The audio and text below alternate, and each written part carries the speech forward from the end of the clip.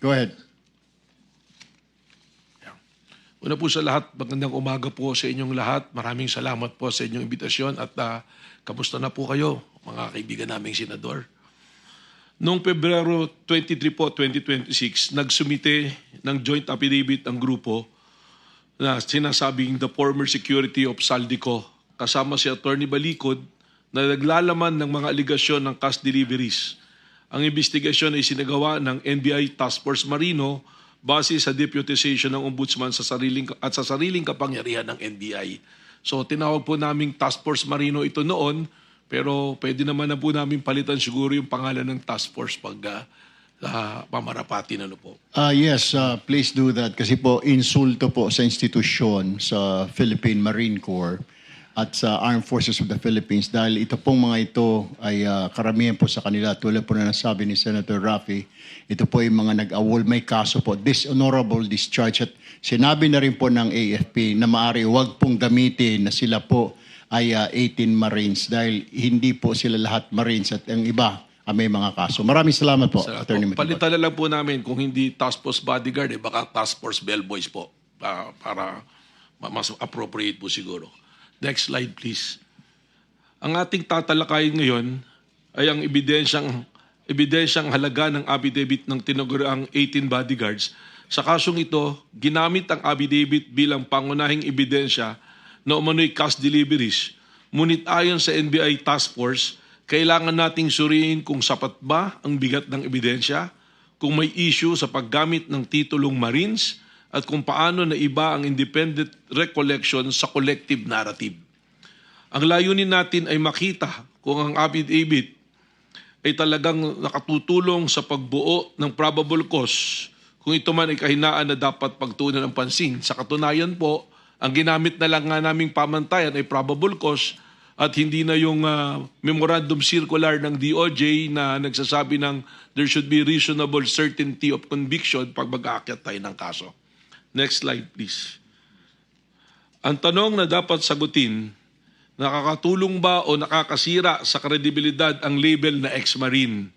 Ginagamit ang label na ito para ipakita ng grupo na may integridad at disiplina.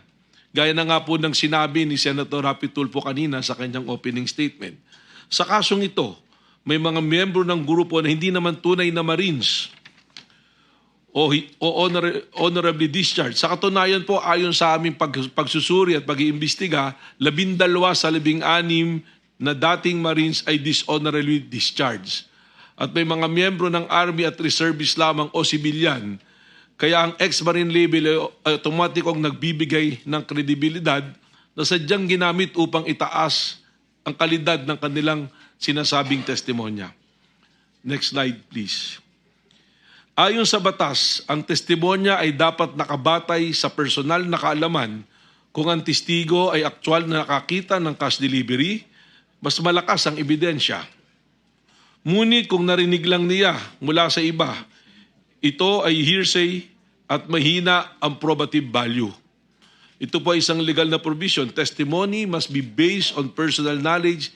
Hearsay has a weak probative value. Sa report na lumabas ng aming pong task force, lumalabas na karamihan sa pahayag ng ay hearsay at 10 to 20% lamang ang base sa personal knowledge ng mga affiants. Halimbawa, may testigo na nagsabing sinabi sa akin ni Estrada na may cash delivery. Hindi ako mismo ang nakakita at hindi rin po nakita kung ano ang laman ng mga maleta. Base lamang sa sinasabi ng kanilang makasama o kung ano ang itinext sa kanilang group chat. Next slide, please. Sabi ni 10 to 20% lang ang base sa personal na kaalaman.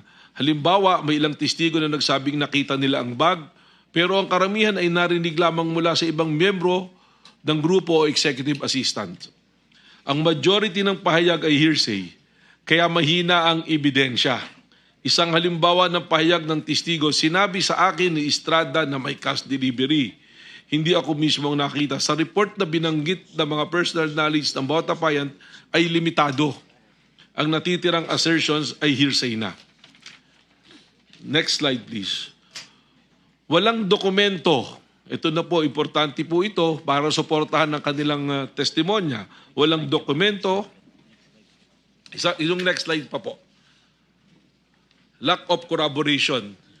Walang dokumento, device, o physical evidence na sumusuporta sa mga aligasyon. Halimbawa, walang CCTV footages, resibo o cellphone records, wala po. Nagpapatunay ng custody. Ang ebidensya ay puro salita lamang, walang kasamang pisikal na ebidensya.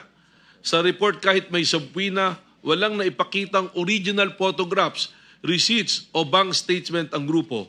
Ang absence ng documentary evidence ay hindi lamang kahinaan, kundi direct failure to comply with the legal directive. Binigyan po namin sila ng sufficient time para magsumite ng mga corroborative evidence, testimonya man o material evidence or physical evidence, wala po silang isinumite. Next slide please. Ang laman ng bag ay kadalasang hinuhulaan lang, hindi aktual na nakita. Halimbawa, sinabi ng testigo na mabigat ang bag, kaya pinaniniwalaan nilang pera ang laman, pero walang aktual na pagtingin o pagbubukas ng bag. Sa report ng 12, sa 18 appliance, hindi nakita ang laman ng maleta at umaasa lamang sa bigat, code word na basura o sinabing executive assistant, ang corpus, ang elemento o ang kas mismo ay hindi napatunayan na independent evidence. Kung maalala nyo po, may mga lumabas noon na affidavit na naunang inilabas sa media na sinasabi nila, kaya na lamang pera, merong mga nasa active duty pa na PNP na binuksan at kumuha ng pera. Pero nung isinumiti na po sa ombudsman yung affidavit, wala na po yun.